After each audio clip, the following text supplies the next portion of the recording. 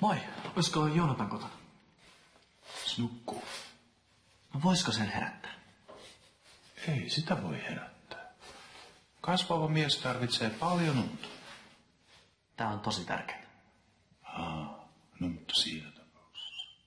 Joonatan! Päätäs, että myös. Moikka Jeri! Moi!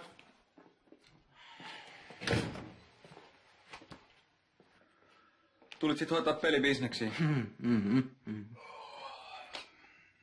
Sulla oli jotain asiaa. Joo, ei asiaa. Vaan mulla oli semmonen peli. Mut eipä enää. Mä tiedän, että sä pöllit mun muistitikun. Sitten vielä latasit sen pelin nettiin. Ja Ronia ja mä ei olla edes nähty rahoja. Mitä sä oikein touhut? Mitäs luulet? Mä tarvittiin se peli, mä tarvitsin fyrkkaa, en mä voinut venaa enää. No voi kyynel. Kuule sä saat maksaa mulle just nyt. Ihan sama, missä ne rahat revit. Okei. Tää on sellainen diili, että sä saat kaikki, mitä se on nyt tuottanut tähän mennessä. No jes, joku 2 euroa. Luuletko mä ihan idiotiksi? Mä maksan sulle loput sitten, kun se peli alkaa tuottaa. Mitä?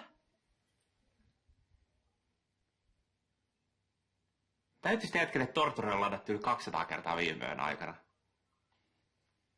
Ymmärrättekö te paljon meille... Siis täytyykö te paljon meille tulla fyrkkaa tästä? Tää peli on hitti! Kato, sitä ladataan vaan koko ajan lisää.